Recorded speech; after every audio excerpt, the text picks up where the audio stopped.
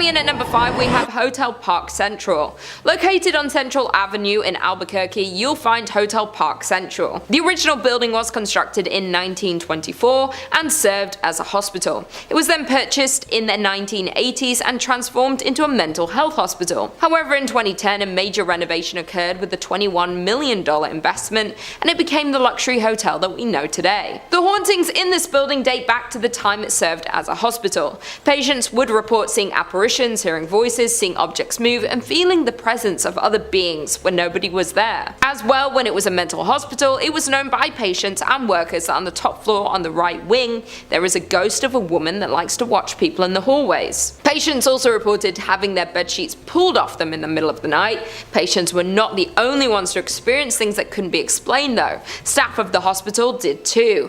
They would often have the sensation of being watched, as well as hearing something whisper in their ear, the movement of objects, and a general sense of heaviness throughout the buildings. Today, many guests at the hotel report similar paranormal experiences, as many guests report feeling watched and the presence of unseen beings. They have also reported hearing voices and shuffling in the stairwells. Several guests have also seen a female apparition on the third floor wing. A group of paranormal investigators were brought onto the scene of the hotel. The investigators were 3 team members who all experienced unexplained voices and whispering while close to the hotel. They also reported distinct coolness near their bodies and a sense of being watched. After reviewing their evidence, some of these experiences were captured on digital voice recorders. They also carried out the flashlight technique, an attempt at communication with the spirit that involves the answering of questions through the turning on and off of the flashlight.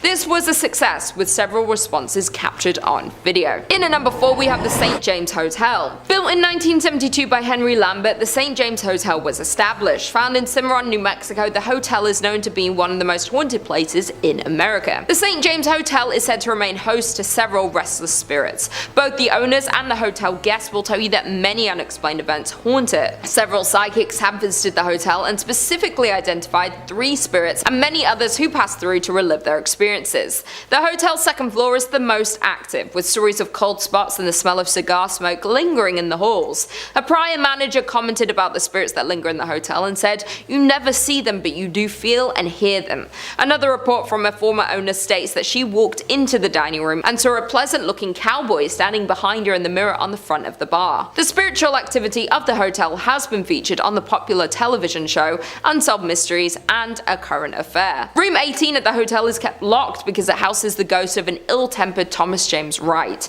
who lost his life at his door just after winning the rights to the hotel in a poker game. Having been injured from behind, Wright continued into the room and slowly met the end of his life. Because of the tragic accident that happened in room 18, it is known as one of the scariest and most haunted rooms. This can be seen with one former owner who said she was pushed down while in the room, and on another occasion saw a ball of angry orange light floating in the upper corner. The staff considers the room to be the most haunted, and people are rarely allowed to enter this room, much less sleep in it. Rumors abound that when the room was rented, several mysterious deaths occurred there. Other unknown entities are also said to roam the hotel, creating a host of paranormal activities. Staff report that items constantly fall off walls and shelves, and electrical equipment at the front desk behaves unpredictably. Others have reported cold spots throughout the historic inn, lights that seemingly turn on by themselves, feelings of being watched by unseen eyes, and cameras that cease to work inside the hotel, strangely returning to normal after leaving St. James. In at number 3, we have Kimo Theater. Built in 1927, this grand palace of a theater certainly is a masterpiece of Pablo Deco fused with Art Deco.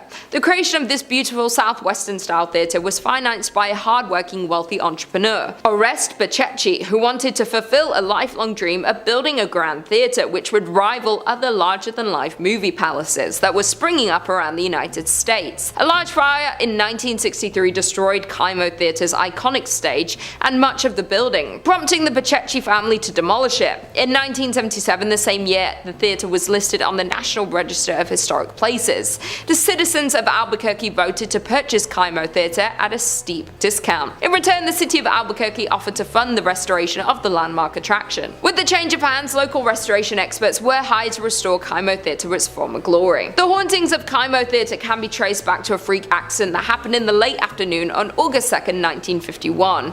Back then, hundreds of moviegoers were in Kimo Theater to catch the latest films. Without warning, a water heater located in the theater's lobby exploded, sending scalding hot steam steam and plaster into the air. A total of 8 people were injured in the accident, including one person losing their life, Bobby Darnell. Since then, the theatre is said to be haunted by the ghost of Bobby. Performers and staff of Kimo Theater have all reported strange and unexplainable activities happening in the theatre. In particular, donuts placed backstage for performers would often go missing. To appease the spirit of Bobby, an altar was erected beneath the stairs to the dressing rooms. Toys, sweets and donuts would be placed before every major performance to ensure the success of each show. Those who didn't would face a disastrous performance. Kimo Theater's technical manager Dennis Potter recounted an incident in December 1986 when the donuts were removed by Andrew Shear, director of A Christmas Carol, just minutes before the first show. It did not take long before the disaster occurred. Electrical cables fell, lights exploded, doors on the set opened without warning, and performers had forgotten their lines.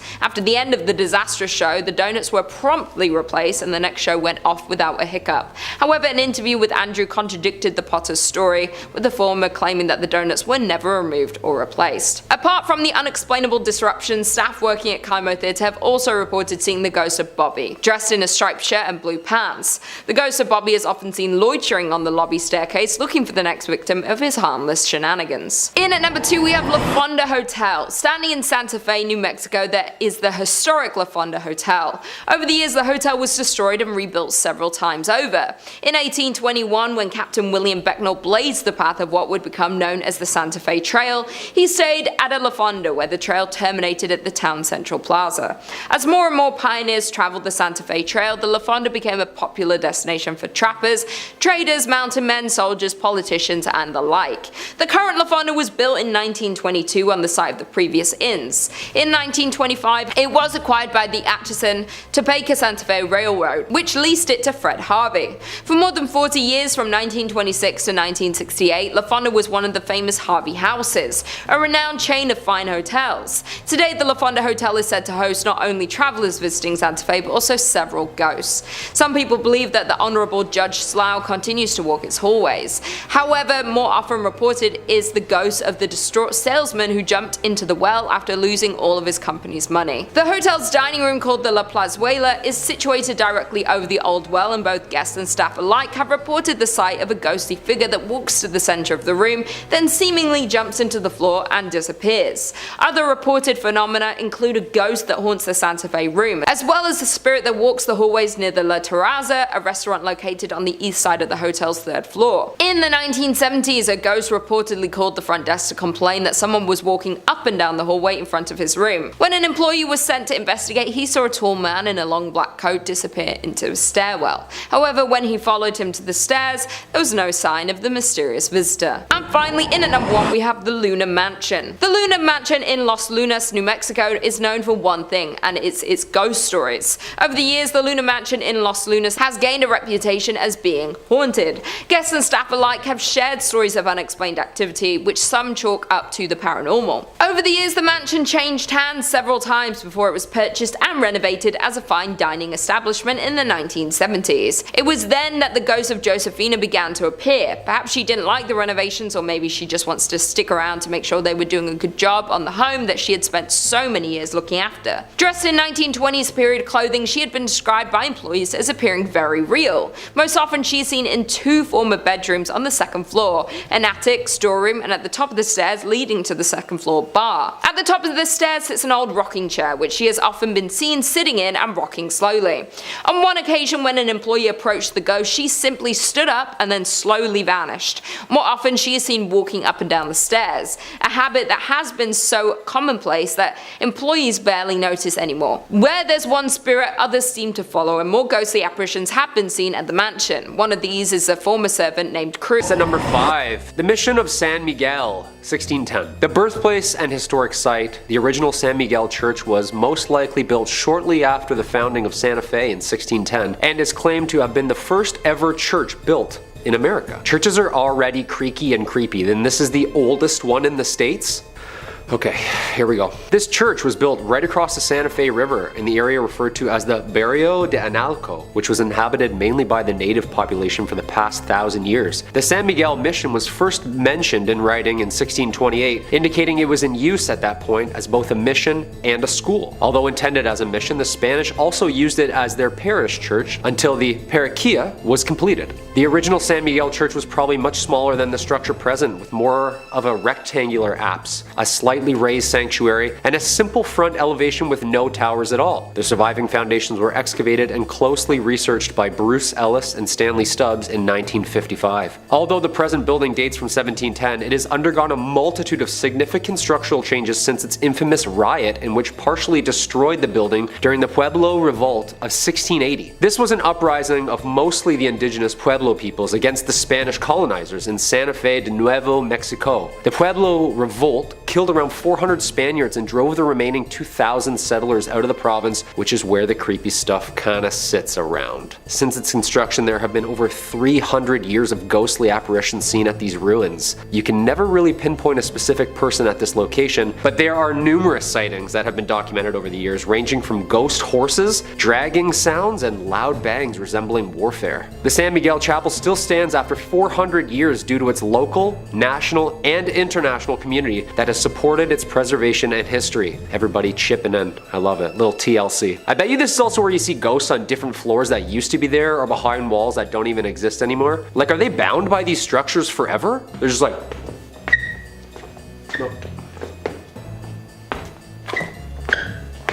Forever? Number 4. La Posada Hotel, 1882. Located at 330 East Palace Avenue in Santa Fe, New Mexico, La Posada Hotel is more than 100 years old, finishing construction in 1884. A lively and prominent spot for celebrities in town during the 1900s, it was originally built to be the home of Mr. Abraham and Mrs. Julia Stabb.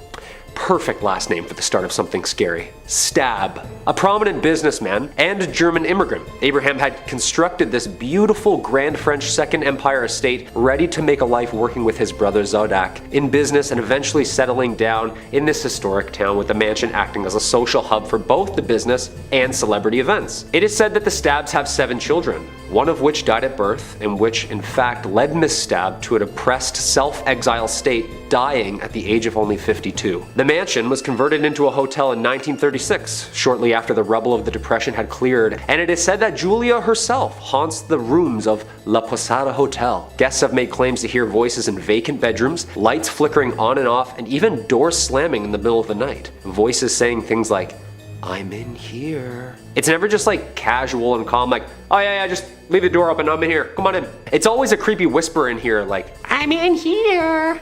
Too creepy. La Posada Hotel Resort and Spa still remains one of New Mexico's most haunted hotels and is active and encourages overnighters to check out the Julia Stabb package, which involves a ghostly tour, history lesson of the grounds, a lovely dinner away from the kids, and a day done right by the pool or spa. Unfortunately, I won't be taking them up on the Stabb package at any time soon. Not at all. No chance. I hear one thing in the middle of the night and I'm out, and I'm up quickly. 12 seconds flat. I'm just like...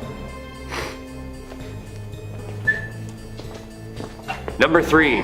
The Old State Penitentiary, 1885. The Old State is located 15 miles south of central Santa Fe and is an active men's maximum security prison that was built in 1885. Acting as a prison system for the US, the prison saw 3 massive riots in its entirety, including 1922, 1953, and the worst and most bloody riot of all, 1980. One of the worst prison riots in American history. It's presumed to be the reason behind its haunting reputation. On February 2nd, 1980, several inmates initiated a riot which led to the inmates gaining control over the prison for a full day and a half. Unfortunately, at the time, post-70s, the prison was overcrowded, underfunded, and riddled with untrained, fresh-faced security guards, with the rampant need for excess bodies due to the overgrowing inmate count. After escaping and organizing this event, the cellmates then tortured 12 prison guards and brutally murdered 33 other inmates. These riots soon became medieval in nature. gruesome and truly evil. The most famous area for paranormal sightings can be heard and seen around cell block 4. Men here were brutally butchered, dismembered, decapitated, and some even hung up on the cells and burned alive. This section of the prison was closed in 1998 and is now referred to as Old Main. As if that history isn't dark enough, witnesses and researchers claim that there's a ton of spirits that roam this prison. Dark figures and ghostly shadows have been seen roaming the cells and halls, unexplainable slamming of cell doors, men's voices, strange noises, and even echoed screams can be heard at this location. This is why I don't even jaywalk, people. Stay a couple nights at this haunted prison looking at axe marks on the ground? Yeah, no, I'm getting my phone out right away. I know exactly who I'm gonna call. Yeah. Number 2, the Amador Hotel. Located at 251 West Amador Street at the corner of Water Street and Las Cruces, which translates to the Crosses, an area in New Mexico spanning as far back as the settled early 1800s, was thought to be an early mass gravesite for the amount of crosses present in the city. The Amador Hotel has stood serving the community in multiple ways over the years, including a courthouse, a post office, a bank, hotel, and even a county office center. Yeah, can I get 2 stamps, please? Thanks. Built in 1866, the Amador Hotel is a popular Las Cruces ghost tour, and some of the rooms were even used as jail cells. Hey, you're grounded for 15 years to life, I don't know. The courthouse was completed in 1885. Amador added another story to the remaining structure, and Amador Hall became a community center where people conversed in drinking and in storytelling. During tours, guests have reported seeing shadowy figures lurking in the hallways, numerous cold spots, flashlights turning on and off by themselves, and having their arms even touched or scratched. Oh yeah, that's it. Just a little to the left. That's perfect. Some even say it's the work of a little ghost girl named Annie, who frequently visits the room on the 2nd floor, giggling. Like, giggling is great and all until like a 200-year-old spirit giggles right in your face. Like, what is still funny? This is terrifying. Joke must have been that good. Little ghost girls? Yeah, that's the scariest ghosts imaginable. 100%. The Amador Hotel ghost tour starts at 8 p.m. and during a visit through the tour of the grounds, history and ghost hunting begins. I'm a strict matinee ghost hunter myself, only during the day, or never. Or like around brunch, that's like perfect, nice and sunny. And coming in at number 1, Double Eagle Restaurant. If you're heading down to Mesilla, New Mexico this weekend and enjoy burgers and ghost stories, well, then the Double Eagle Restaurant is a must stop for you. Known not only for the world's largest green pepper chili burger, this blast from the past decorated head to toe in its luxurious upscale Victorian decor is now the home to 2 prominent and active restaurants, the Double Eagle and Pepper's Cafe. Alright, here we go, let's dive in. Possibly the world's most haunted restaurants, originally owned by the Mays family, owning one of the leading and most lucrative import-export businesses in Santa Fe, was Senor and Senora Mays. Senora Mays expected only the best for her eldest son, Armando. Mothers and their sons, right? Always imaginarily wiping something off their faces. Come here, come, just, there's more. There is grim history here, involving 2 forbidden star-crossed lovers and a pair of sewing scissors. Thank you.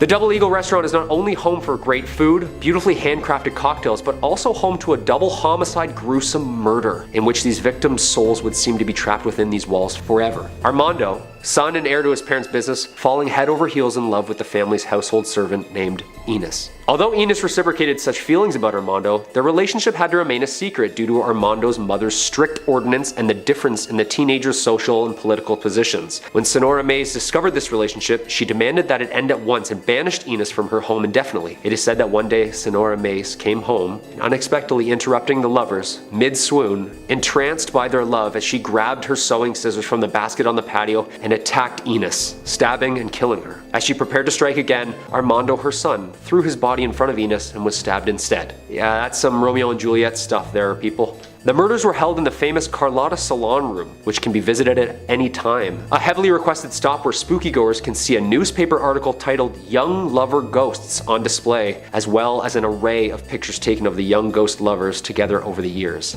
That's terrifying! Here's the room, here's what happened, here's some proof.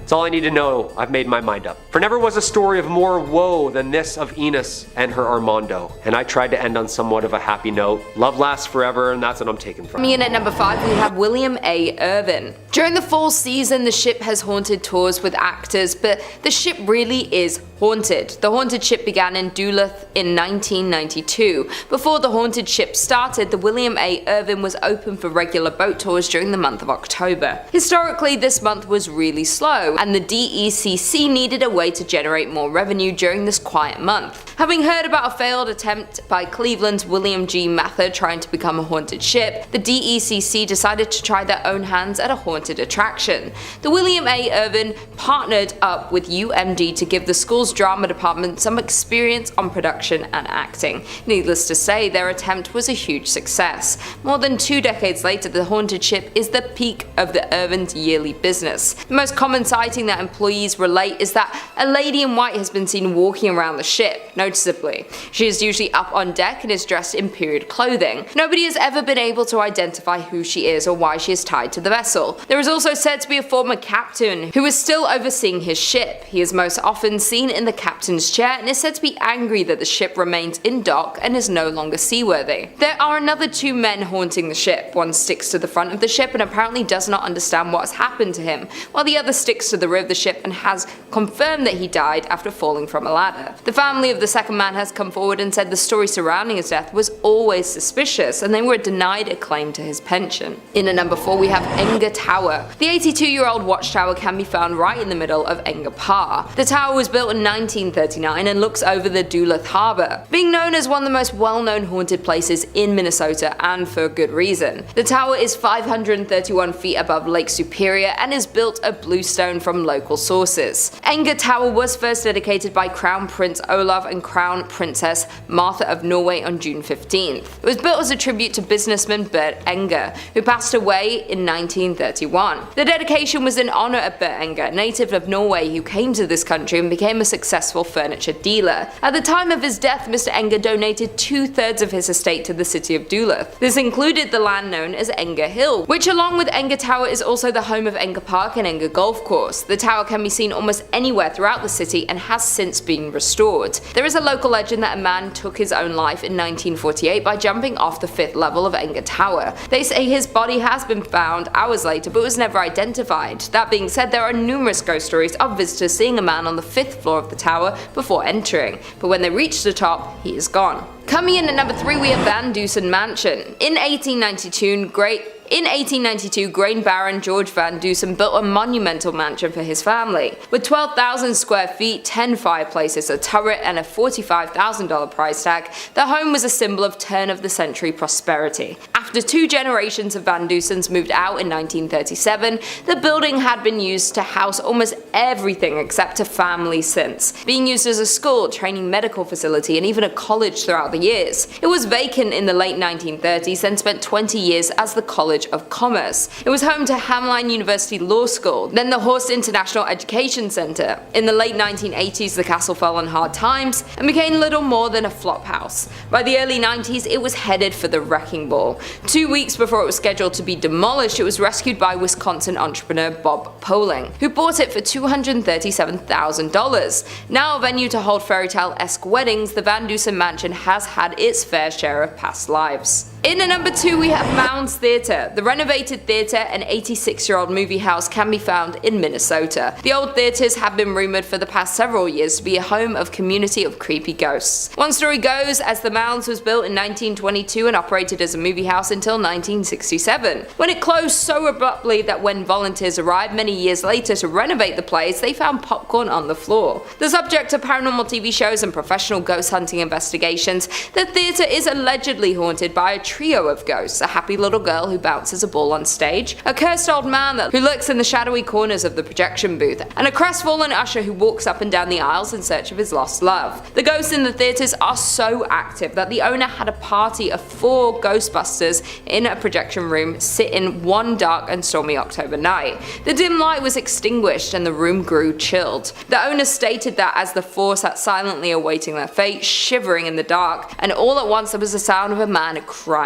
When investigating the sounds of the the crying man, they found a shadow figure in the corner of the room. The figure reported having black glittering eyes and an aura of anger. Because of the odd ghost encounter and negative energy, they had to abruptly end the ghost investigation before it was too late. Another former owner who reopened the theatre in 2001 claims that the spirits of the theatre have gotten physical and grabbed them while they were working late at night. Some paranormal investigators have left with claw marks on their backs, but the scariest ghost of them all is considered the young girl. This is the theatre's most notorious ghost and is seen in a pink dress, often bouncing a ball on the stage. And finally, in at number 1 we have Anoka State Hospital. Located in Anoka town is the Anoka State Hospital, which is arguably the most haunted place in Minnesota. The Anoka Hospital was the first state asylum for individuals that were deemed insane. The building was established in 1898 and opened in 1900 to admit patients from other state asylums that had become too crowded. The first 100 patients were males from St. Peter's State Hospital and were considered to be chronic incurables, men who had lost their minds due to heredity, causes, or environment. In 1906, 115 women were also transferred to the asylum from St. Peter's State Hospital. Residents were not to receive any type of treatment at this asylum, as this was the final stop for them until they passed away. And passed they did. A total of 86 of the original patients were buried in numbered graves in the asylum cemetery. The original name of the institution was Anoka State Asylum, but in an attempt to soften the image, they changed its name in 1937 to the Anoka State Hospital. Although the name was kinder and gentler, treatment at the facility was not. Patients were subjected to medical experiments and suffered both mental and physical harm. The original hospital complex closed in 1999 and residents were transferred to a new facility located close by. The buildings and property were then given to Anoka County to use for offices and to house the county workhouse. The remainder of the buildings were closed and boarded up. With such a terrifying past, it is no wonder that the Anoka State Hospital has been rumored to house the spirits of past patients. Former employees have reported that while unusual occurrences happen throughout the buildings, the most paranormal activities are linked to the tunnels located below the buildings. These tunnels were used as a way of transferring patients from one building to another without risking escape. Ironically, many patients believed these tunnels would lead them to freedom, and so they tried to escape by going down into them, but after a few twists and turns, escapees realized that the tunnels were more of a maze than an escape route. Without an understanding of where each tunnel went and how they joined together, it was easy to get hopelessly lost in them. Several escapees became so disorientated and distraught that they took the only way out that they felt was left to them and ended their lives. For years, employees would report hearing footsteps trudging through the tunnels, stopping, pausing. There was also reports of whispering and low voices in conversation, but the words were not understood. The paranormal activities became so rampant that most employees refused to use the tunnels because they were just too eerie. Today, only maintenance and security are allowed in them. Today, the county owns the buildings that made up the former insane asylum complex. Although the complex was eligible for the National Register of Historic Places, it appears that time has passed. This is the Molly Brown House. If you live in Denver, then there is no way that you aren't familiar with this haunted place. Thrillist says you've no doubt heard of the Molly Brown House and likely passed it on the street once or twice too. Molly Brown was a notable member of Denver's elite and perhaps known best for being a Titanic survivor, and despite allegedly living a relatively happy life, visitors to the museum and staff have reported quite a bit of strange happenings. Some have smelled what's believed to be husband J.J. Brown's pipe, or have witnessed lights off and on the fritz, and staff have reported furniture being seemingly rearranged. Sometimes, figures can even be seen roaming the house. A visit is worth it alone for the history, but the potential for getting a bit spooked or walking into a cold spot is definitely an added bonus. We once again have one of those locations where no one has any idea why it's haunted, it just is. Maybe it's the connection to the Titanic that has got this place acting funky. Obviously, that was a very unnatural occurrence and took the lives of tons of people in a very sad way. So I could believe that the Titanic and the survivor of the Titanic plays some role into why this place is haunted the way that it is. Good news is, is that this isn't the worst haunting that you can run into. Like, yes, you will get a little scared for sure. You might smell something funny, or have a ghost pull something on you, or even maybe have small valuables go missing. But ultimately, you probably shouldn't be dragged to the underworld here by some shadow demon or anything like that. So I guess if you were to visit any place on this list, then this one wouldn't be the worst. Just be prepared for what's coming, because if you aren't, then it could leave you with some serious mental trauma. Number 4 on this list is Phantom Canyon Road. You need to be very careful on this road because there is a good chance you could suffer a serious crash if you aren't. Thrillist says a haunted road is one thing, but a haunted road in Colorado means you're likely on the edge of a mountain and at some serious elevation. Phantom Canyon Road is a detour off the Gold Belt Tour byway connecting Cripple Creek and Florence, and was originally the railroad for that route. As you drive along, you can clearly see the ghost towns of Wilbur, Adelaide, and Glenbrook, and legend has it that the reason for Phantom Canyon's name is credited to sightings of a man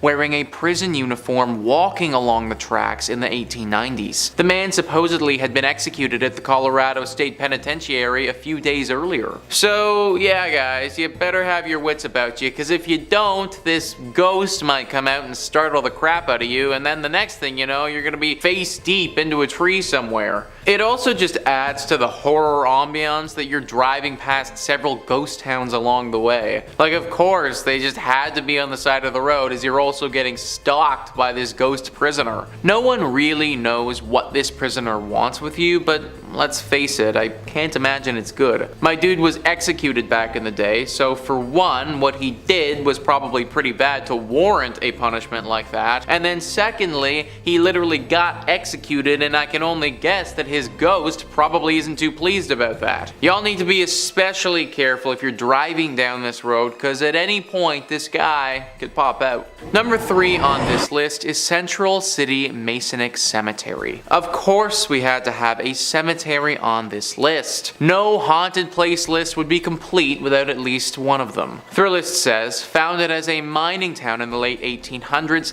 Central City is now known as a destination for those looking to head to the hills for a gambling fix in the casinos that now dot the area. But one thing hasn't changed. The woman in black who twice a year appears in this hilltop cemetery above the town. Known as the Columbine Lady, she comes to visit the grave of John Cameron, a prominent former resident of Central City who died in 1884. Some believe she is his fiancée, appearing to leave flowers for her lost love on November 1st, the anniversary of Cameron's death, and April 5th, a date for which the significance remains a mystery, much like the woman herself. This place is safe to go to if, of course, you do not go during these times. She's been coming for a long time, and anyone who tried to interfere with her has had to pay the price. Now, people kind of suspect that she was in a relationship with John Cameron, but there's also another theory. Many people think that John actually wronged her in his life, and that this woman in black comes twice a year to double check that John is still dead and hasn't come back to life by some means. Pretty scary tale for sure, one that you probably don't want to get involved with. Number 2 on this list is the Broadmoor. Located in Colorado Springs, this hotel would be freaking awesome if it wasn't so haunted. Thrillist says this sprawling 5-star hotel has a lot to offer for anyone seeking a relaxing and indulgent getaway. But along with the golf course, spa, and nearby zoo, there's one feature you won't find in any brochure. Staff and guests alike have reported the presence of a woman, often in the penthouse where Julia Penrose, co-founder of the property, once lived. While not confirmed, Penrose's death is said to have been surrounded by a strange occurrence in which she went missing and was later found, confused and shaking in the woods nearby with no memory of how she got there. She passed away a week later, and perhaps her spirit remains, watching over the property and seeking answers about her own mysterious death. Now I am wondering, man, how did Penrose die? Like, this whole story feels like a movie or something like that. I truly think somebody needs to get in here and investigate what the heck happened here. Because, like, should we be scared of the region because this is gonna happen again? Was Julia doing something specific before she disappeared, and should we avoid doing that thing? There are just so many questions that need to be answered here, and sadly I can't do it from the comfort of Toronto. That being said, I'm also not trying to end up like Julia, and therefore will be leaving this job to somebody far more qualified. And finally, number 1 on this list is the Highlands Ranch Mansion. A truly picturesque mansion, one that's been standing for over 100 years and one that's home to a ghostly spirit. Thrillist says this sprawling stone mansion, built in 1891, is often rented for weddings and events due to its impressive structural beauty and picturesque prairie views. But it's also a historic property and somewhat of a museum of the times, with a bit of paranormal activity sprinkled in. The ghost of Julia Kistler, daughter of F. Kistler, who bought the property in 1926,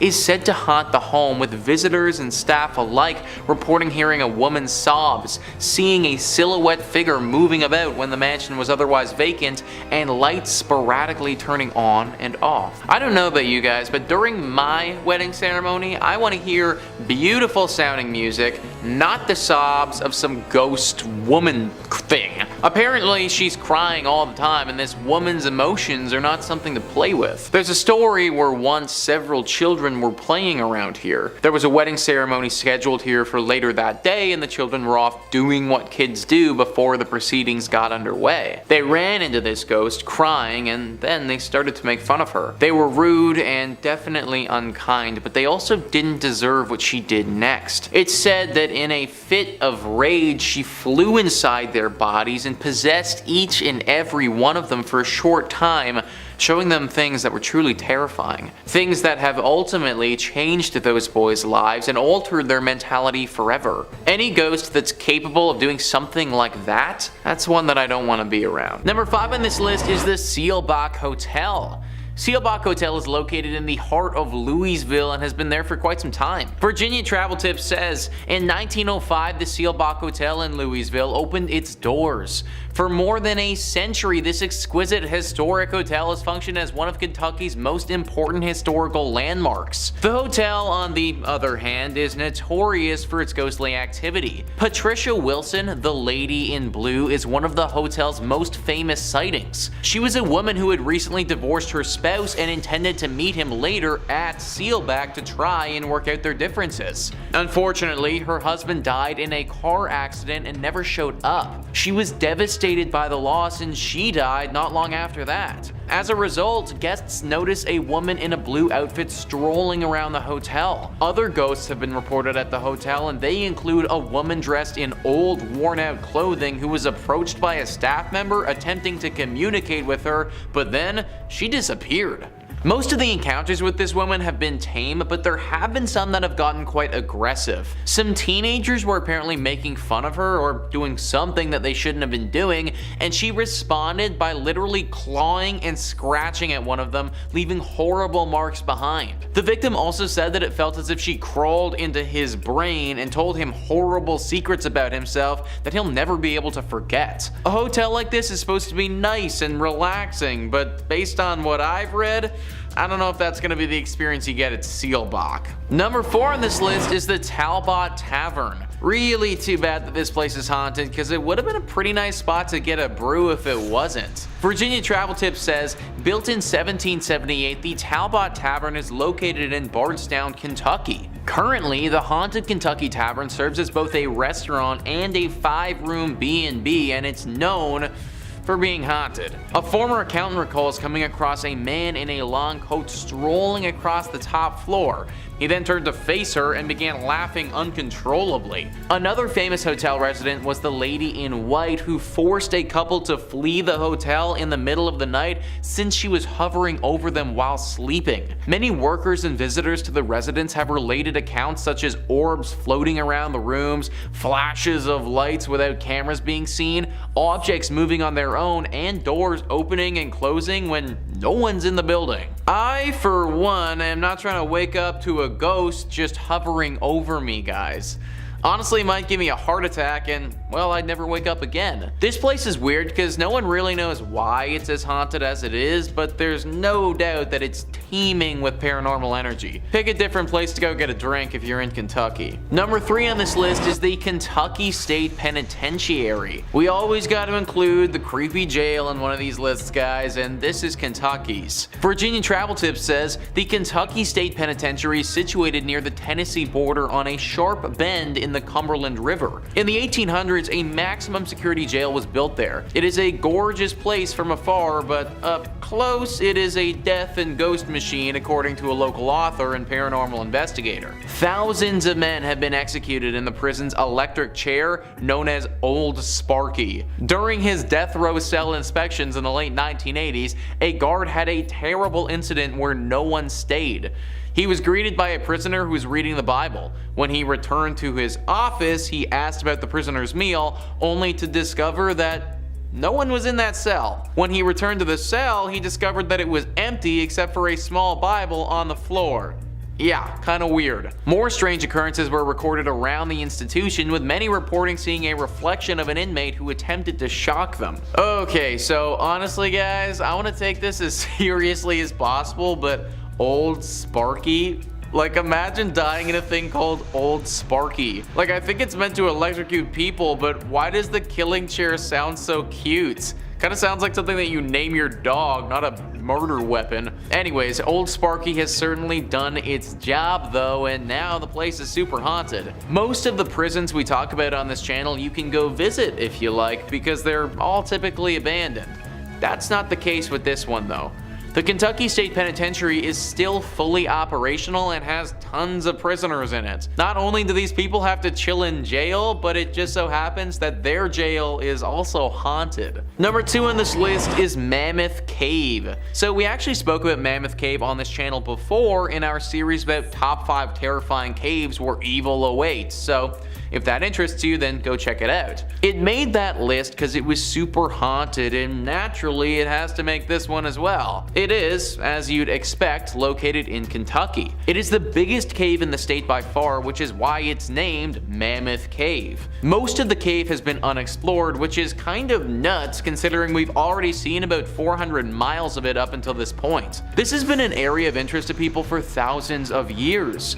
Back 4,000 years ago, it's believed that people used this cave to bury their dead. This was the first encounter this cavern saw of death, but it definitely wasn't the last. After the War of 1812, these caves were sold off and used as a place to mine salt. The workers of these mines were slaves and oftentimes were worked to death down there. After the salt had been mined, this place functioned as a spot for sick tuberculosis victims to go. Obviously, this created more death in this place and just contributed to what is a very haunted area now. Today, we get an array of ghostly apparitions popping up to people. Ghosts from all the way back 4,000 years ago have been seen, still lingering and clinging on to this cavern. People have seen the visions of slaves calling out for help and ghosts of sickly individuals as well. H.P. Lovecraft, one of the most famous fantasy horror writers, was inspired by this cave. Anything that inspired that guy is probably a spot that you want to avoid. And finally, number 1 on this list is NATA Tunnel. What is it about tunnels that's just so creepy? It feels like there are a few locations in the world that seem to attract paranormal activity, and tunnels are definitely right up there. Virginia Travel Tips says NATA Tunnel, also known as the Gateway to Red River Gorge, is located in Powell County, Kentucky. Works of a one-lane tunnel on a two-way road began in 1910 and concluded in 1911. Drills and dynamite were used to rip through the limestone rock during construction, and one worker died while attempting to dissolve a stick of frozen dynamite by placing it next to the fire,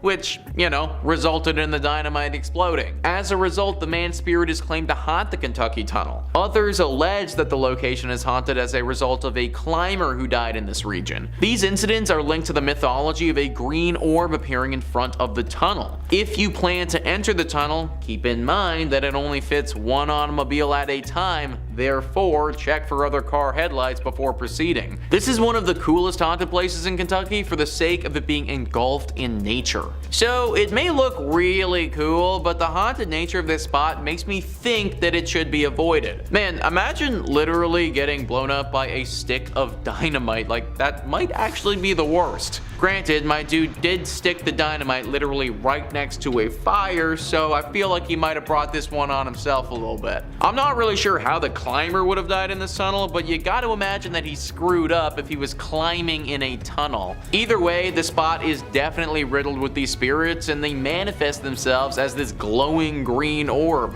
Now, there haven't been too many reports of this thing being super dangerous, but it is definitely creepy to say the least. Locals don't really travel down this pathway for fear of the orb and what it could potentially do to them. Also, on a total side note, I just want to bring up the fact that this is a one-way tunnel on a 2-lane road.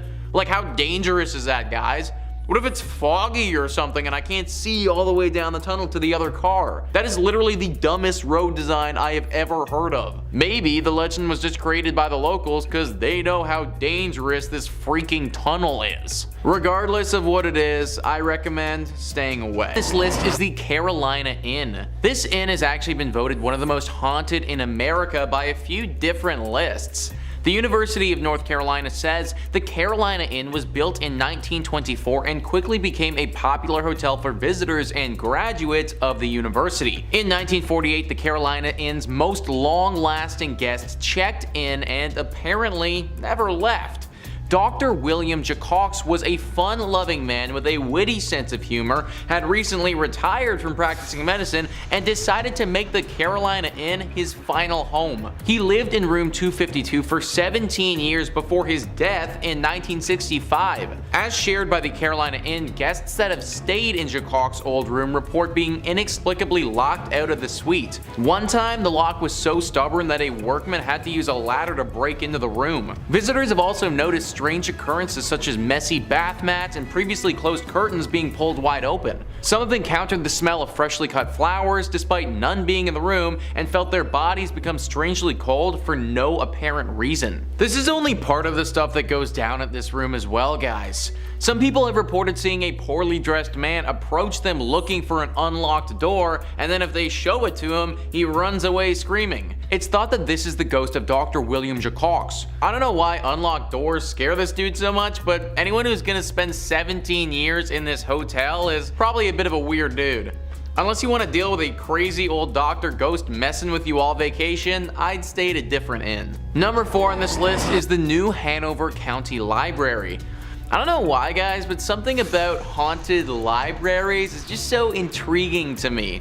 Like, it just seems so mystical and mysterious, I guess. This haunted library is located right in Wilmington. There is a woman that haunts this place who's believed to be a patron. Apparently, she used to donate quite generously to this library and in death doesn't want to leave it behind. She isn't the only ghost that walks the halls here and haunts the books. There's a male poltergeist who makes his presence quite known as well. He apparently died in a duel that happened here many years ago before this land was turned into a library. Nowadays, these two ghosts make it very hard to do any serious learning or studying considering they haunt the place so much. The woman isn't too bad, she just shows up and looks super creepy, but from my reading, she only actually punishes those who cause harm to the library or make fun of it. Those who come here to learn and to read, she leaves them be for the most part. The man, however, is certainly quite the pest. He often messes with those that come here and makes it very difficult for people to accomplish anything. I love libraries, I think that we should all go to them more often, but maybe just not this one specifically. Number 3 on this list is Fort Fisher. Fort Fisher was a critical fort during the American Civil War. It was used by the Confederate Army and was pretty instrumental for them from 1861 to 1865. This fort was used to protect an important trade post there that the Army needed. They defended this place for those 4 years, but then in 1865, the Union Army came in and was finally able to capture it. This battle was a very bloody one and was actually huge for the Union Army and the overall scope of the war. Apparently, there was a lot of death at this fort, and that death, it's never really gone away. Now, this fort is teeming with paranormal activity. Visitors will often report hearing gunshots coming from thin air. The sounds of many footsteps all running at once as if people were charging ahead. Orbs of energy appear in front of them from no apparent source. There are two very famous ghosts that haunt this place as well, Robert E. Harrell and General William Whitling. Robert was apparently an outcast who died under mysterious circumstances and has not been able to rest since. The general was actually taken prisoner and killed at Fort Columbus, but he returned to this place because he feels regret for how he failed in life. He was apparently responsible for defending this place and was not capable of doing so. A very haunted fort that I wouldn't recommend going to. Number 2 on this list is Lydias Bridge. Who is Lydia and why does she have a bridge and why is it haunted? Well, Lydia is quite the famous ghost. This is a true ghost. Like when you think of a ghost and a ghost story, this meets all the criteria for a good one. Spectrum Local News says people traveling between Jamestown and Greensboro on US Highway 70A said they've encountered the ghost of Lydia, a hitchhiker. If she's picked up, she gets into the car and vanishes before she reaches the requested destination. Various versions of the Lydia legend have been passed along over the years, and there are apparently 11 different versions of the story that are set in North Carolina. It's common for folks to go ghost hunting for Lydia near the bridge. In the book Looking for Lydia, historians Michael Reniger and Amy Greer cite the 1923 death of Annie C. Johnson as the real-life Lydia who died after a car flipped in 1920. That is a story with some history, man. Literally since the 1920s this has been going on, and there are 11 different versions of the story. A story like this isn't just made up. It's not just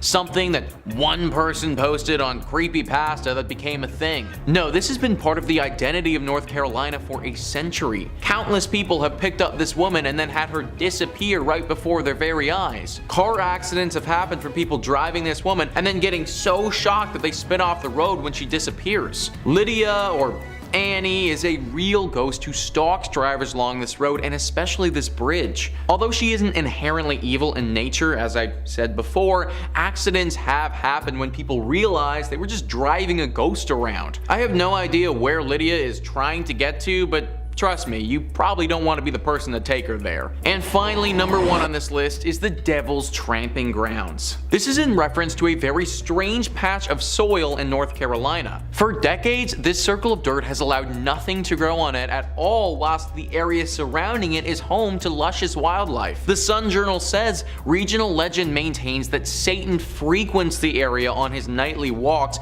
pacing the circle as he contemplates his nefarious deeds. Normal vegetation surrounds the circle, but only a wiry grass grows inside it, and no plant life of any kind can be found on the path itself. Visitors have also claimed to see red glowing eyes in the circle. Now, there could be any number of reasons for why nothing is growing on this patch of dirt. Simply because an area of land cannot grow wildlife doesn't automatically mean the devil himself has anything to do with it. But throw in the fact that there are 2 red glowing eyes there, plus a few other creepy occurrences, and we might just have something demonic afoot. Locals have reported putting objects in the center of the circle, then coming back a little while later and having those same items moved outside the circle, as if someone or something did this deliberately. The thinking is that this circle is a place used by the devil to dance or to perform rituals that we don't understand. Having things inside his circle of death doesn't make for a great dancing spot or sacrificial zone,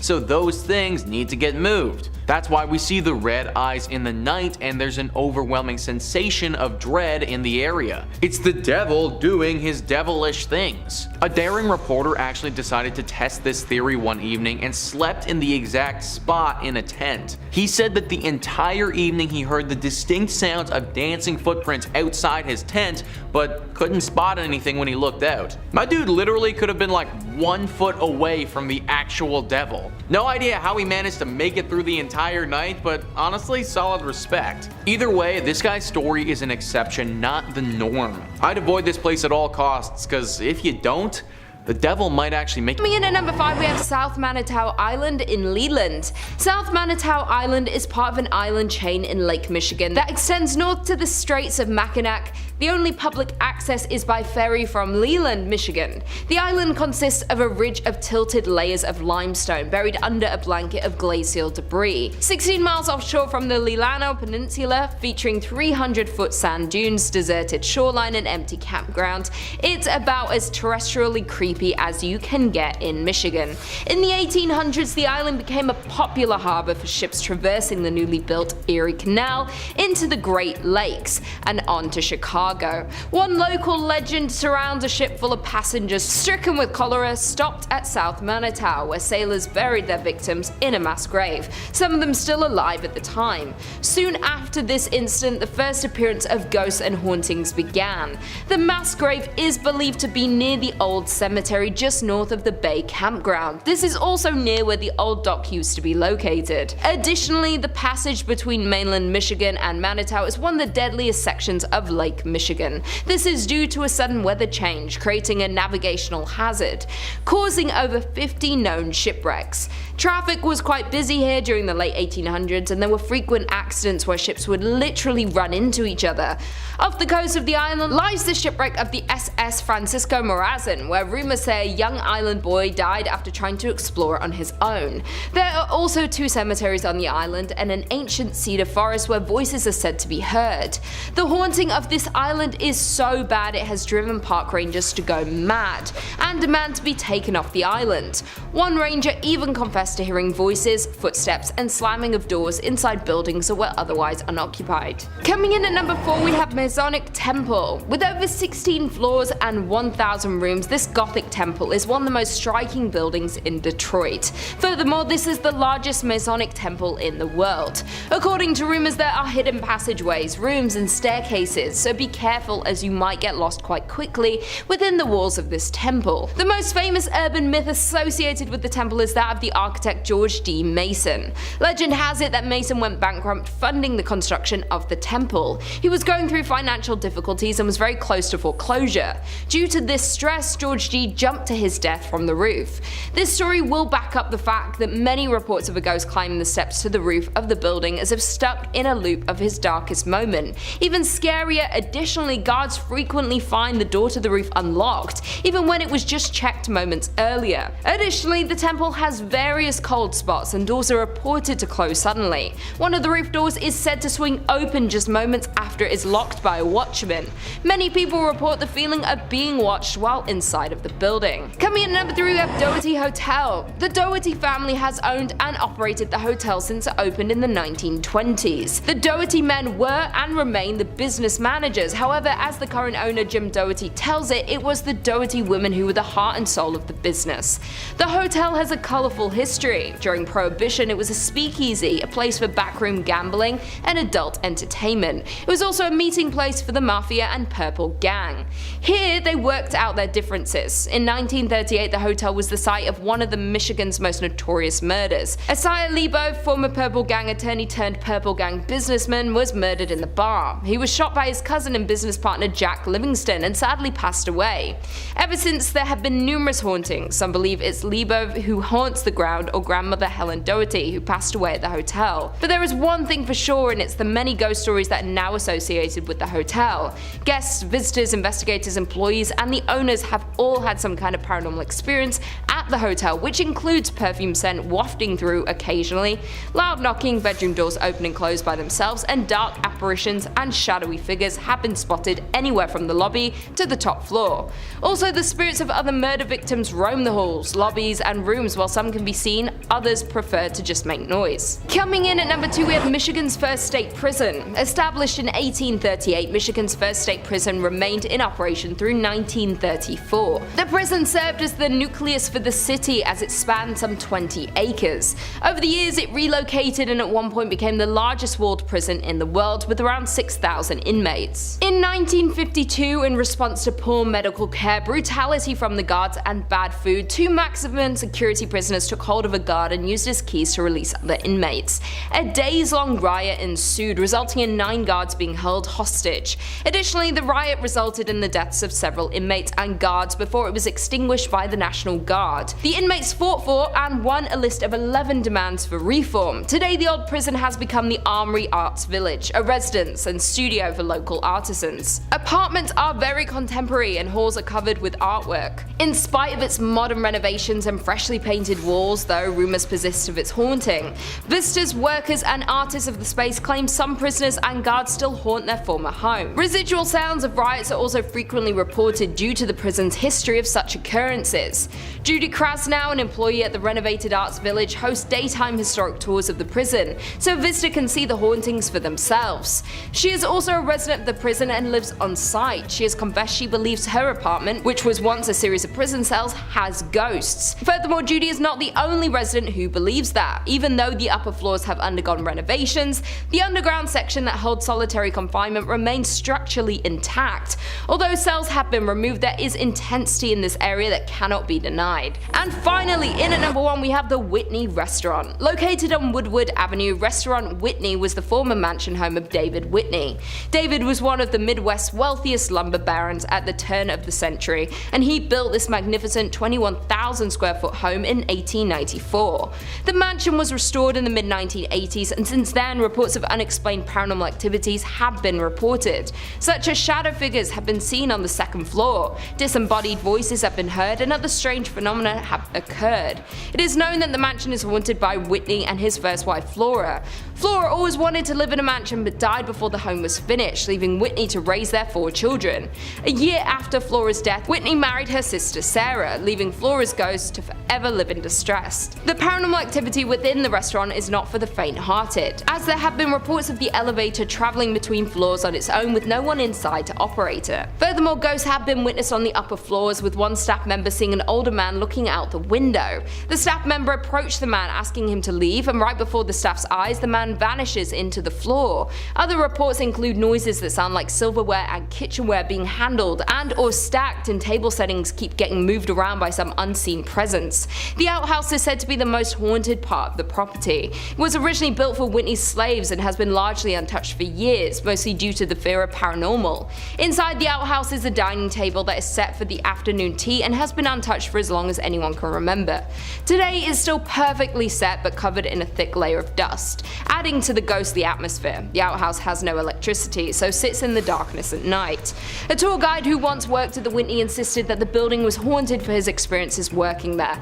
The worker claims a group of dolls vanished from a room inside the building. Also, the worker has reported hearing his name being called from an empty area of the building. The Whitney Mansion is an elegant and beautiful property but has high body counts, a haunting history, and plenty of supernatural sightings still happening today. And coming in at number 5 we have the Houghton Mansion. Built in the 1890s in North Adams, Massachusetts, for the mayor himself, Albert Charles Houghton. This neoclassical revival-style mansion sits on 172 Church Street. A family man, Albert was the president of Arnold Print Works, a prominent textile factory in North Adams. His wife, Cordelia, daughter Mary, and himself had owned and lived on the property right up until the fatal car accident which took the lives of the family in 1914. On an early summer morning, Albert and his family, accompanied by another family, Dr. and Mrs. Dutton and their daughter, and of course the family chauffeur himself, Mr. Witters, had decided to head out into the countryside for a leisurely drive, a drive that ultimately took their lives. Unfortunately for everyone on that August 1st morning, after a steep turn, the car lost control and proceeded to screech off the road, resulting in a rolling fatal wreck. All the women in this tragedy losing their lives, with the men barely surviving from the multitude of injuries. On August 11th, just 10 days after the accident, without his wife and daughter, Albert mysteriously died in the home from what doctors think was a broken heart. It is said that 3 ghosts haunt the Houghton mansion, including Albert himself, Albert's daughter Mary, and the driver, Mr. Witters. The mansion remained with the Houghton family until 1926, when Albert's daughter Florence and her husband sold the building to the Freemasons. This is when the spookiness really started happening. Through its multitude of use throughout the years, additions to this historic site were added on by the Masons, using it for ritual and spiritual purposes, making this story even weirder. Over the years, there have been countless paranormal witnesses claiming that the ghosts roaming the halls of the basement, Mr. Witters himself, guilt-ridden with the responsibility of the crash, and Mr. Witters took his own life shortly after returning home with injuries, and residents that have stayed at the site have claimed that the manly figure aimlessly rummaging through the basement is the driver himself. Among these claims have another spirit lurking in Mary's bedroom. It is said that overnighters have witnessed multiple bright lights and auras flying around the bedroom in the middle of the night. I wouldn't even step foot into this house, let alone set up camp and spend the night. No way. The Houghton Mansion remains a tourist attraction and hotspot for paranormal goers worldwide, and to this day is one of the most haunted and mysterious sites in all of Massachusetts. Number 4.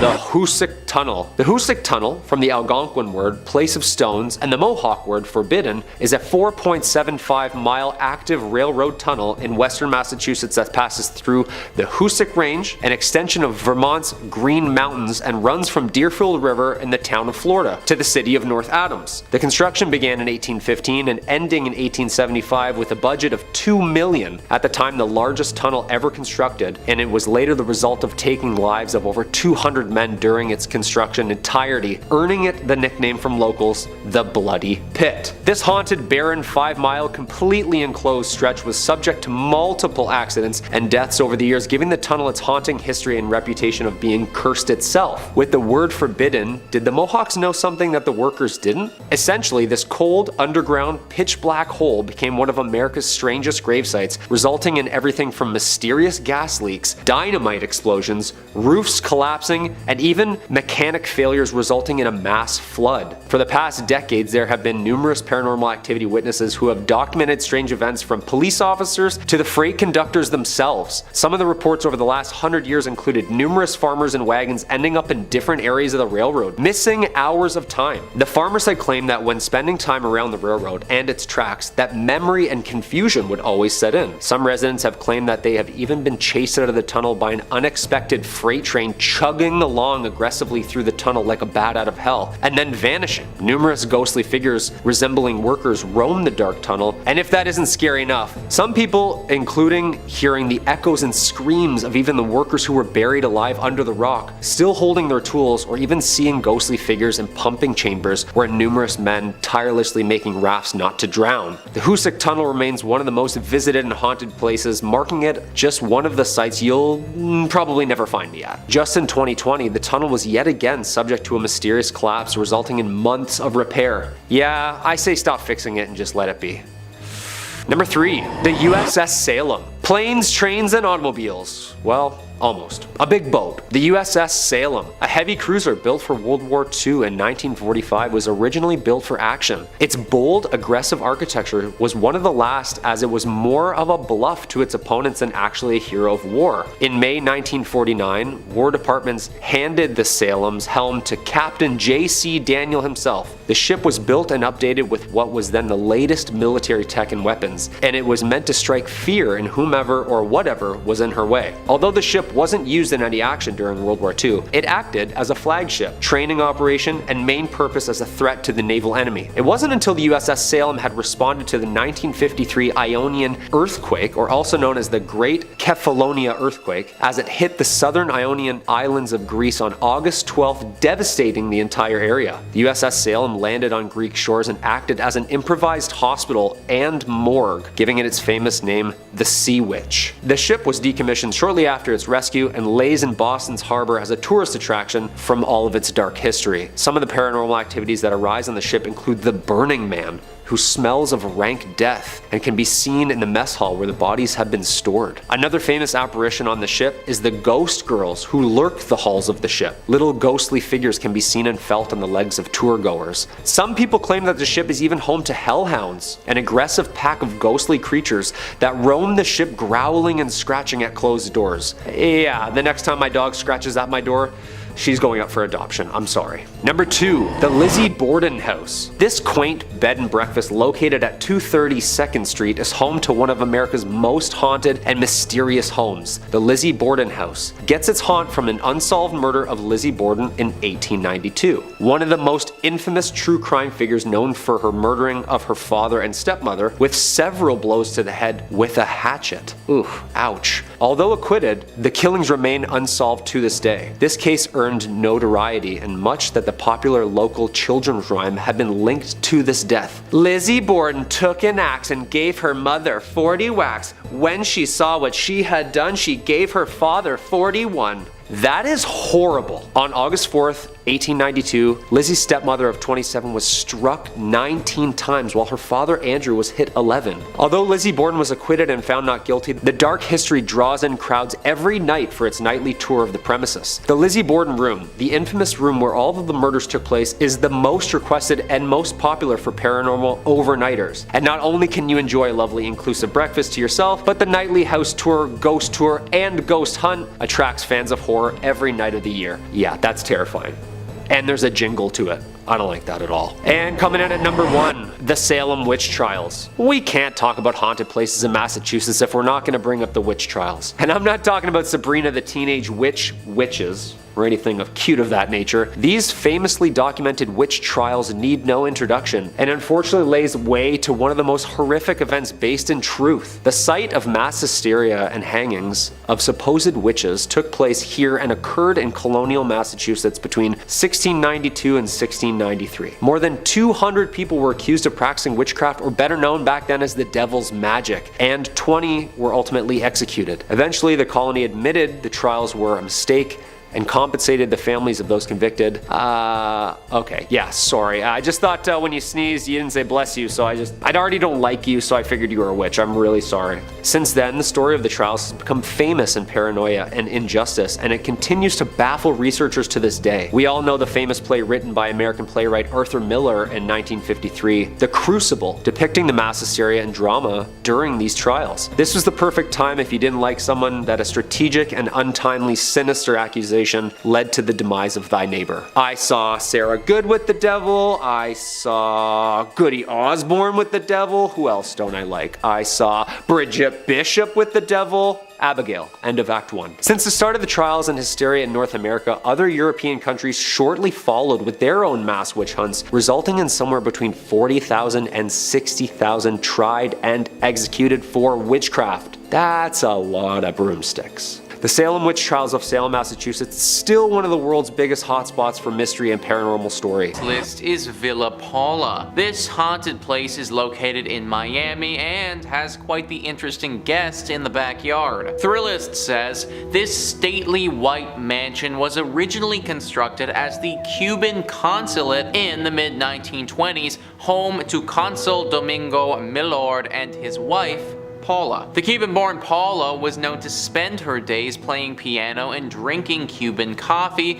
until she died from complications from a leg amputation in 1932. Legend has it that Domingo interred his late wife in a sarcophagus laid in the backyard. The sarcophagus is still there now, covered by ficus tree roots and nearly impossible to reach. Whether or not it actually contains her mortal remains is debatable at best, but reports of her ghost persist. It's said her ghost is in different rooms there, says History Miami's Dr. Paul George. People who've lived at Villa Paula since have had existential kinds of experiences. Among them, phantom coffee smells and piano playing, a one-legged woman roaming about as well. So there is a literal sarcophagus just chilling in this person's backyard. Can you imagine having that just show up on the house listing? I'd be like, no, we are not okay with that. I'm kind of surprised that no one has gone to go deal with the sarcophagus before. I mean, you can't just leave this thing down there like that and expect the ghost to just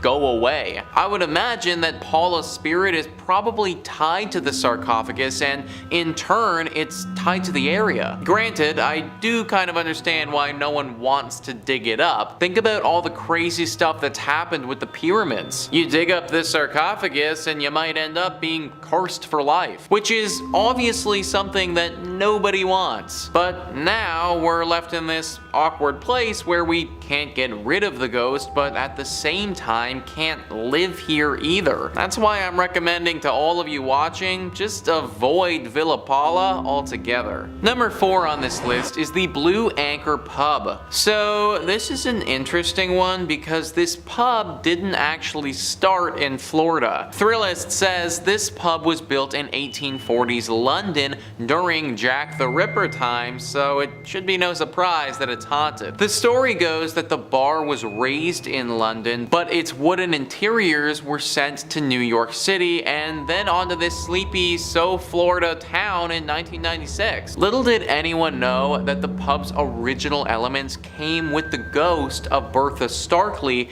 a cheating wife who was murdered by her husband. Today, she can be heard rattling pots, knocking things over, and wailing in the middle of the night at the Blue Anchor. Every night around 10 p.m., the time that she was murdered, Bertha likes to remind everyone she's still here, so the current owners ring the ship's bell to scare her away. So, first thing, I've never actually heard of that before, where they take a building from one continent and then just decide to move it over to another continent. This bar must look pretty cool on the inside to go to all that trouble though. Obviously this was a bit of a mistake and everyone would have been better served if we relocated this thing straight to the dump. Bertha doesn't care if it's in London or America or anywhere. As long as the structure of this pub is still intact, her ghost will still be floating around, which makes it very hard to enjoy a night out at this place. Like imagine drowning several pints, going to take a piss, and then getting ambushed by some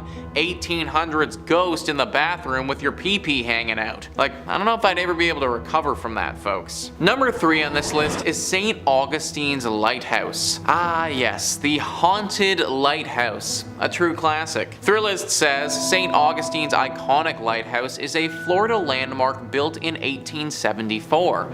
But climb up its 219 steps, and it's not just the views that will take your breath away. First, there's the ghost of Joseph Andrew, the original lighthouse keeper who fell to his death while painting the 165-foot tower. Then there are the Pity's 2 daughters who were playing with a building cart when it broke loose and slid into the nearby bay, drowning them both. While the girls giggle and run up and down the lighthouse steps, Joseph has been reported smoking cigars at the top of the lighthouse, keeping watch over his forever home. You know guys, if I had to be a ghost, then being Joseph wouldn't be the worst. I get to look out at the pretty scenery at the top of my lighthouse where hardly anyone bothers me, and I get to smoke cigars all day. Like, obviously I wouldn't want to be a ghost, but if I had to be, then this wouldn't be that bad. Either way, I'm not a ghost now. I am very much a human being, and if I want to stay a human being, then I recommend avoiding this place. It can obviously be very jarring to see 2 little ghost girls running around,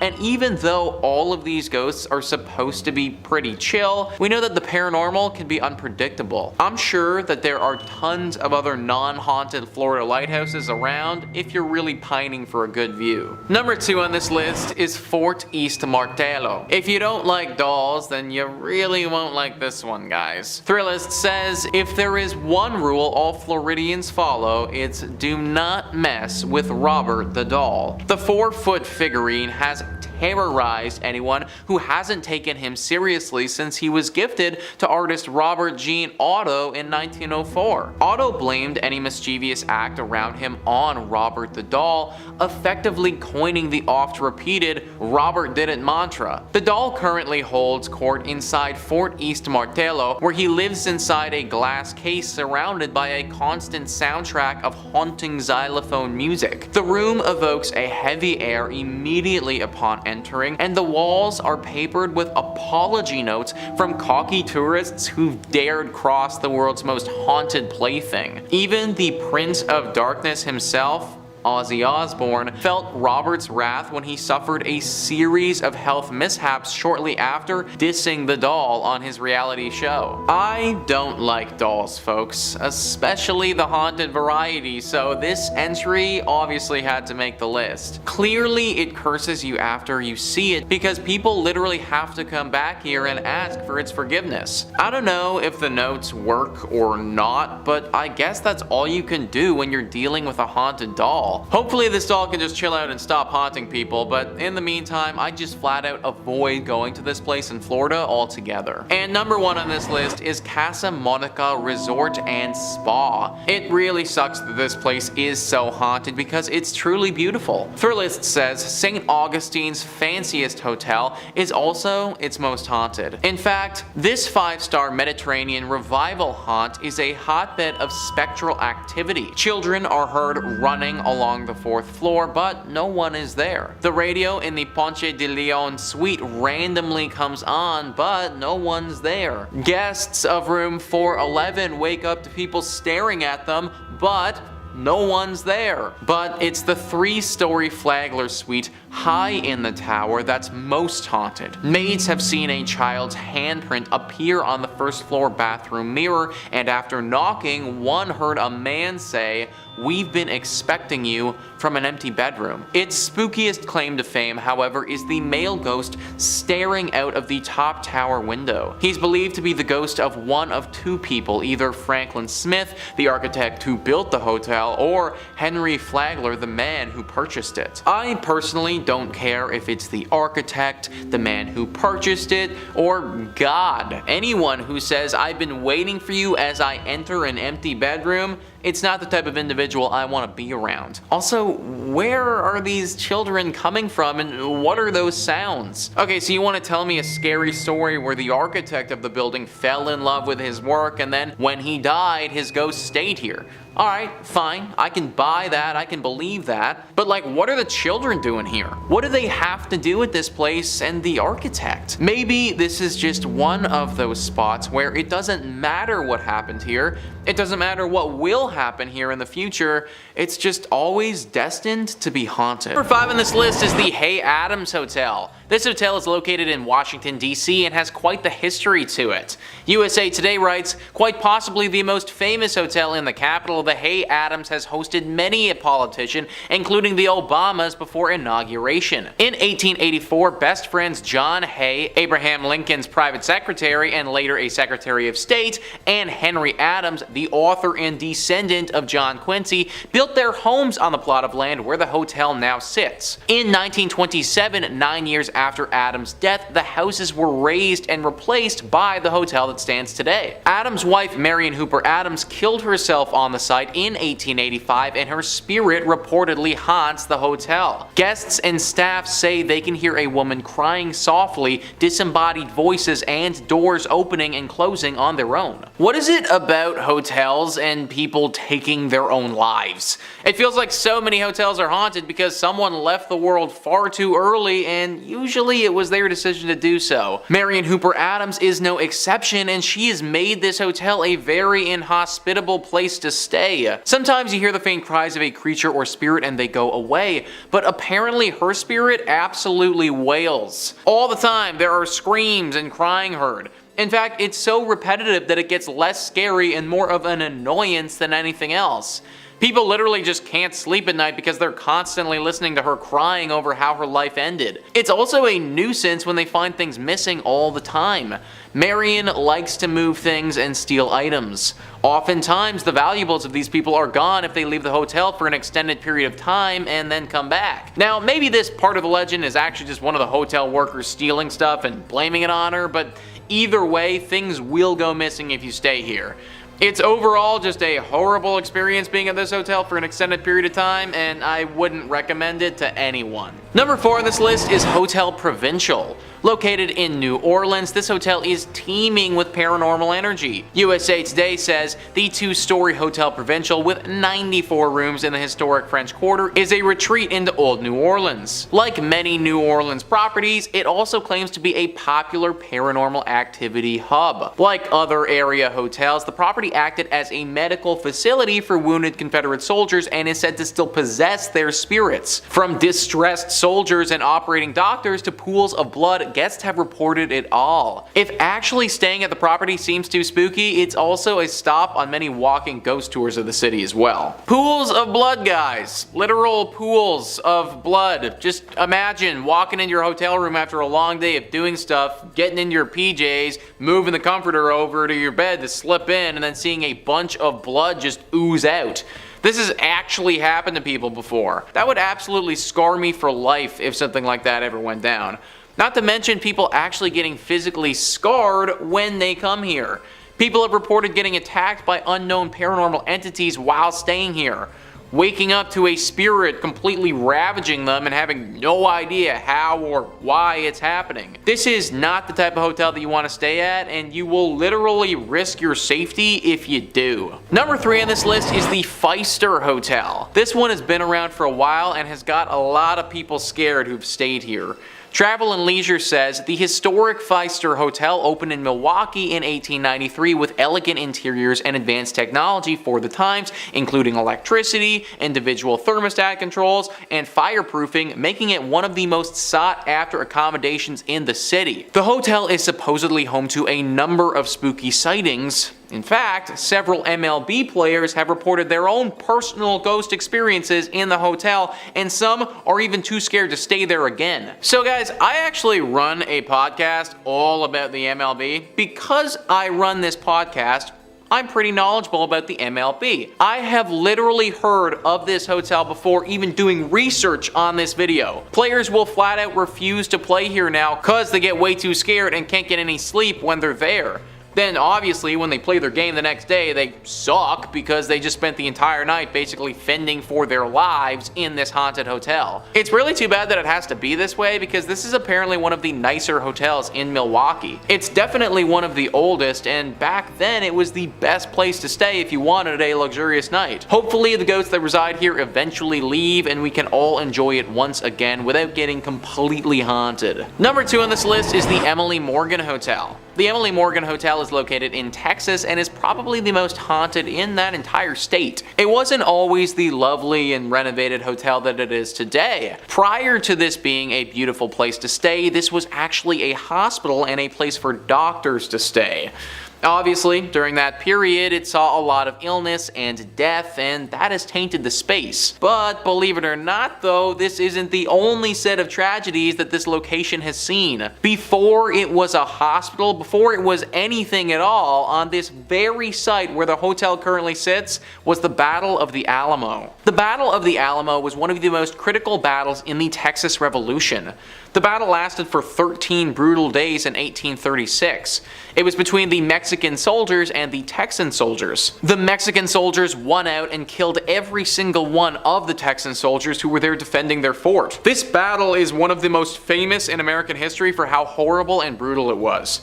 It's no wonder that the land here is haunted and will infect basically anything that's built here. It also doesn't help when the hotel used to be a hospital which saw its fair share of horrible things too. Nowadays, this hotel has a whole cast of paranormal characters. Soldiers from back in the day have been spotted roaming around the halls, and patients and doctors as well. There have even been a few occasions where people have reported having visions of being on the battlefield as if they were transported there. Definitely not the spot to be staying on your vacay to Texas. And finally, number 1 on this list is La Fonda on the Plaza. This is a hotel located in New Mexico that has been host to plenty of tragedies. Travel and Leisure says this beautiful Santa Fe, New Mexico hotel has an incredibly rich history. Since 1609, a number of inns have been located on this very site, but a handful of events may be the cause of continued hauntings. According to the National Trust for Historic Preservation, the ghosts of a judge shot in the lobby, a businessman who gambled everything away at the hotel before jumping down a well, and a bride killed on her wedding night are just a few of the spirits that you may come across during your stay here. That's 3 spirits too many for me, guys. Whenever situations like this arise, I start to question things. What I mean is that, isn't this a little bit odd that 3 totally separate, completely different tragic events all took place right here at different times? Sure, it could be a coincidence, but it seems like a rather sad one if you ask me. Maybe there was always something about this space that was just a little off. Maybe people who come here just get hit with horrible luck. Maybe this hotel was built on some sort of ancient ground that it shouldn't have been built on, and this is the horrible reaction. I obviously can't say for sure, but something's fishy about this hotel, and I wouldn't recommend checking it out if I was you. Five on this list is the Zach Bagans Haunted Museum. Most haunted museums, or anything like that, are all kind of phony and corny. This one though, this isn't for the faint of heart. Thrillist says when Zach Bagans opened the Haunted Museum in Las Vegas, he did his homework and picked the creepiest place possible. The attraction is inside an old Victorian home that dates back to 1938. It was owned by a family haunted by a child who died due to surgical complications. Later, when the home was vacant, intruders broke in and held satanic rituals in the basement. Adult actress Jenna Jameson actually grew up in the house and swears the stories are true, but doesn't like to talk about it too much. Today, you can take a guided tour of the Haunted Museum, frequently used as a filming location for Bagans' ghost adventures on the Travel Channel and Discovery Plus. The museum packs a lot into one visit with more than 30 rooms. Things start off relatively tame with a look at spooky artifacts and a gambling parlor and a closet full of creepy dolls.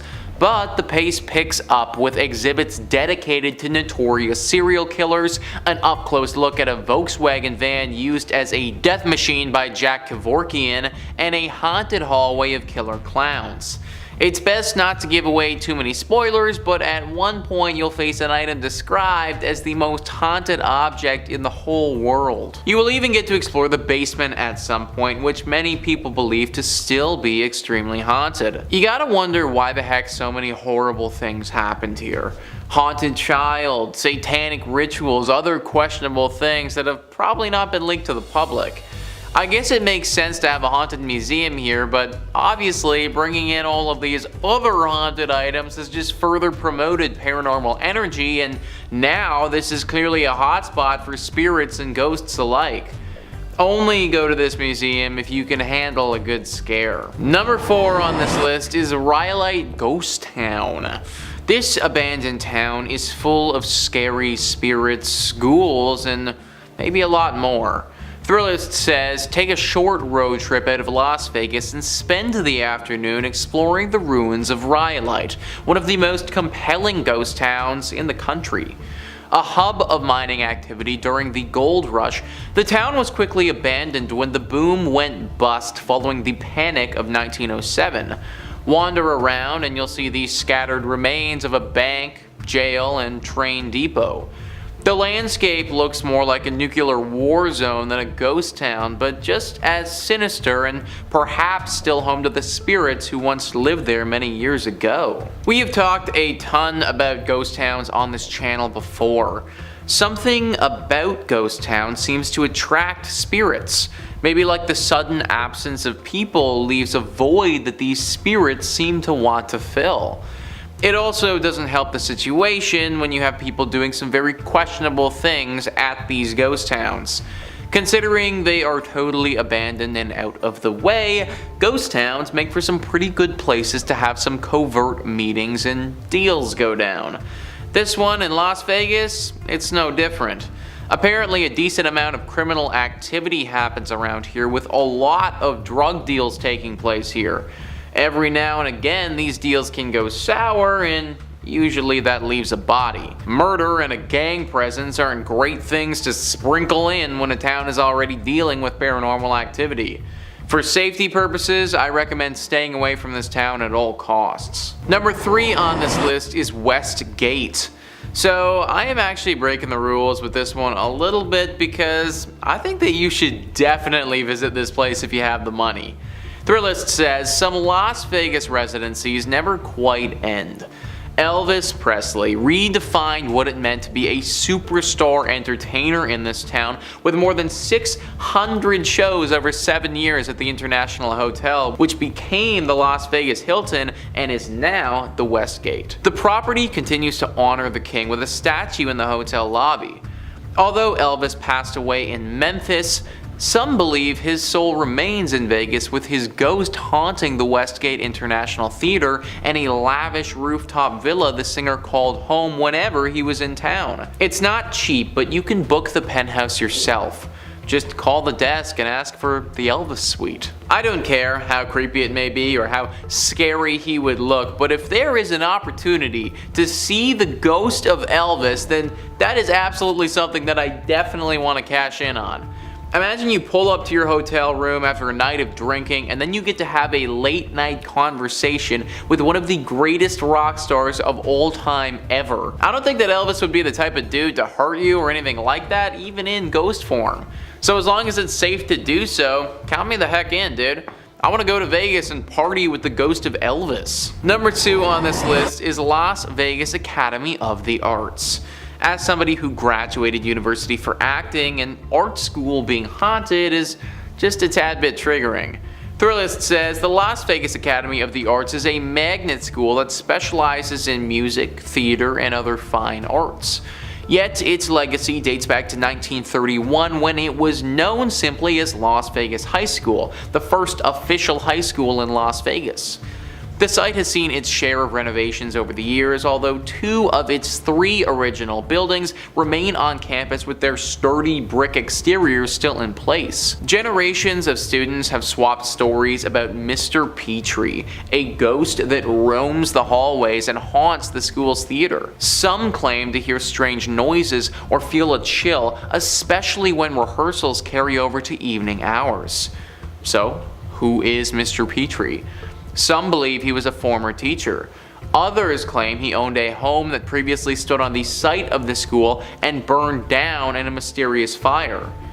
Nobody knows for sure. All everyone does know is that Mr. Petrie is a menace. Let me tell you folks, acting is hard enough as it is without some creepy ghost causing problems for you mid-monologue. And apparently he likes to do that all the time. Many shows and performances have been ruined by Mr. Petrie, and the worst part about it is that he will only show himself to one person at a time sometimes. So the lead actor will be out there doing Hamlet and then all of a sudden see a ghost in front of him causing problems.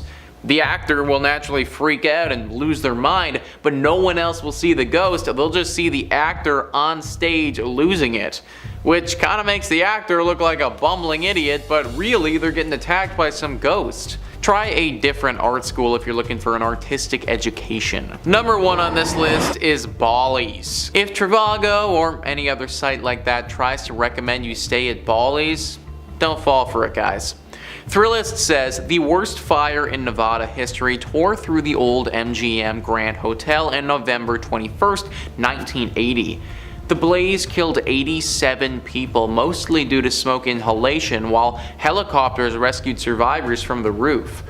The property was eventually sold and renamed Bally's, while a new version of the MGM Grand reopened a few blocks south on the Strip. The tower engulfed in the fire is still part of the hotel, and guests sometimes claim to see unusual shadows in hallways, hear strange noises, and notice furniture that mysteriously moves in the rooms, especially on higher floors that saw the worst of the flames. Many believe the strange activity is caused by the spirits of those who didn't survive the tragedy.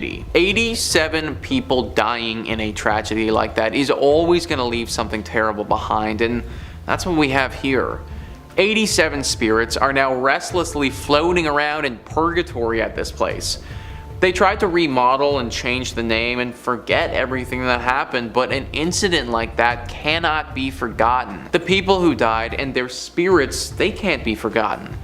They're still there to this day, haunting the place and trying to seek help. Many of the reports haven't talked about these ghosts being evil, but just being misunderstood and trying to get out of this place. They didn't ask to die in a fire, and they also didn't ask to be left in this purgatory place forever. I would imagine that they want to move on, they just don't know how to get free of this. Hopefully someone can figure out a way to save these souls and let them pass on for good. But there you have it, folks. That is our list of the top 5 haunted places in Las Vegas you should never visit. Please let me know in the comments down below what you thought about this list and some other scary haunted places that you guys know about. Number 5, we have Palmer House Hotel. This hotel is not only considered the most haunted place in Minnesota, but to some it's considered the most haunted place in America. Located in Sauk Center, the hotel has been visited by paranormal activity investigators from across the country. Recently, the ghost hunter from the Travel Channel, Ghost Adventures, even investigated the hotel. A brothel that went by the name of the Sauk Center House occupied the current grounds of the Palmer Hotel, but the Sauk Center House burned down in 1900, and the Palmer was built in its place the following year. The Palmer Hotel was established in 1901 and is notorious for its permanent ghost residence. The most reported ghost in the hotel is named Lucy, who resides in room 17. Legend has it that Lucy was an adult worker that frequented the past building of the Sauk Center House. Though Lucy endured a terrible accident of losing her life at the hands of one of her clients. Even though this happened in the building, the Palmer Hotel can't seem to get rid of the spirit of Lucy. The ghost of Lucy is said to dislike men by slamming the room door of male guests. Some reports her slamming the room door so hard it rattles the artwork on the wall and aggressively drops the temperature. During a recent investigation, a Chicago ghost hunting outfit allegedly recorded a temperature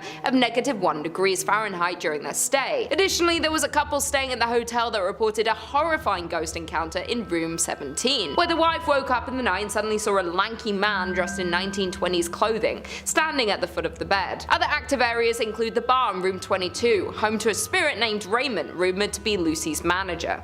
One employee of the Palmer House Hotel has confessed that their favorite paranormal experience is when guests complain about how noisy the people above them are, even though they are on the top floor. The ghost encounters and paranormal activity is so frequent at the Palmer Hotel that the current owner, Kelly Freezer, didn't believe in ghosts, but this changed when she became the owner of the hotel. In at number 4, we have the Soap Factory. The Soap Factory was at its peak during the soap boom of the 1880s, though now the factory has been left abandoned. The Soap Factory is one of the oldest factories in Minneapolis. While the process of making soap required lots of fats, lie in extremely hot temperatures, therefore it wasn't the most glorious or safest workplace in its day. Furthermore, the fats came from animal carcasses, thousands of them. The flow of blood and skin leaked into the Great River next door in the turn of the century. The building's smell of flesh made it a hot spot for stray dogs that the city paid to be rounded up and sent to the end of their life. If that's not creepy enough, there are legends regarding malpractice taking place at the factory, with animal fats from local restaurants taken to be made into soap. And there were also rumors of child labor at the factory, but whatever you choose to believe, there is no denying that the site contains negative energy. Now the basement of the abandoned factory is used for haunted tours.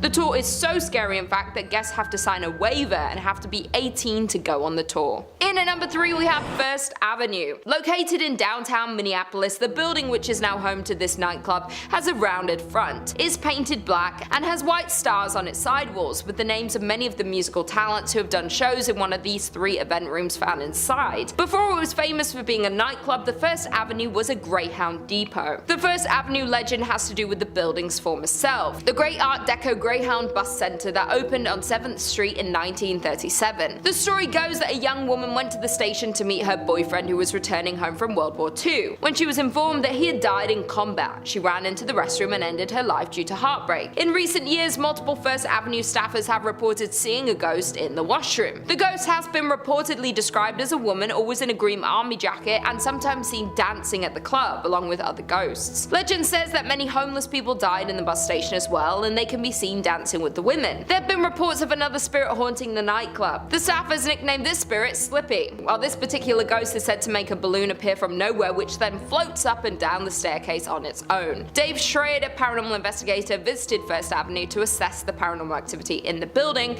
multiple times and has concluded that the building is indeed haunted by many spirits, indicating that the record room is the most active area of the site. While DJs that have played at the venue have reported frequently hearing hearing strange noises through their headphones such as growls, voices and screams. Other performers report their equipment being pushed off stage with no explanation. In at number 2 we have Schmidt Brewery. Schmidt Brewery became the largest in Minnesota by 1860, producing 1,200 barrels annually and shipping them as far south as Tennessee. It was restructured as the St. Paul Brewing Company in 1898 before being sold to Jacob Schmidt soon after in 1900. Since its opening in 1884, many ghost hunters have visited the Schmidt Brewery to experience some of the many rumored paranormal activities. The brewery has been the site of many constant unexplainable instances, from fires to people losing their lives to terrible accidents. This place has seen a lot of scary sights. While the victims of these events linger around to haunt the grounds of the brewery, even though the building is now used as an artist's loft, that doesn't take away the scary history of the Schmidt Brewery. While most of the ghosts that haunt the grounds of the old brewery have to do with ordinary brewery workers dying in terrible accidents, in 1896 2 workers lost their lives in an explosion. Furthermore, in 1902 a worker fell down an unmarked elevator shaft. Additionally, in 1904 Matthew Colo, a worker whose job was to light gas lamps in the brewery, lost his life from inhaling flames. Schmidt Brewery has been a St. Paul haunt since 1855 for more than a couple of reasons, when owner Jacob Schmidt took down the original North Star Brewery sign,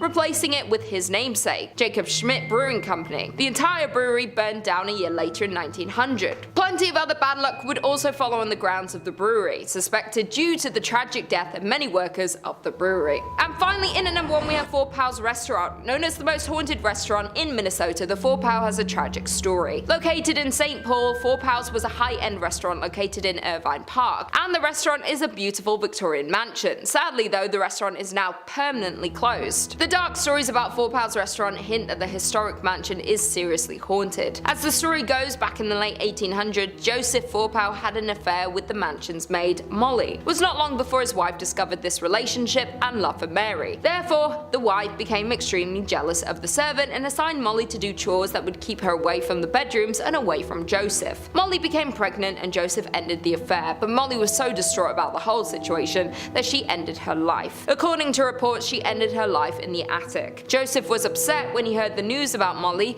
that he figured he could not stay in the house where his beloved died. One day he went out for a walk and ended his life as well. Since then, restaurant guests and employees have reported creepy sightings of a woman dressed in 1800s attire, lights turning off and on by themselves, and strange noises coming from the attic. In one case, the disturbances were so chaotic that led to an investigation by the St. Paul police, whose canine dog refused to enter the attic. It is said that Joseph and Molly both haunt Four Pals, but many guests have said Molly is more active spirit. People say they have seen the two walking around the dining area, but Molly bangs on walls and smashes glasses. Some people say they can smell her lavender perfume. That being said, Mr. Fourpal is also sometimes seen, and his ghost has been reported wearing a dark waistcoat, silk vest, pinstripe trousers, and a derby hat. He can be seen going to the basement, at which time the lights flicker and shuffling noises are heard. He roams the house and has been caught on film many times. The former staff of the restaurant have also reported on many occasions when they would go floor by floor turning off lights as they closed down for the night. Then when the staff members get in their cars to leave, they'll notice the top floor light is on. Nevertheless, if the restaurant is haunted, the story of Mr. Fourpal and Molly is one of the most devastating to date.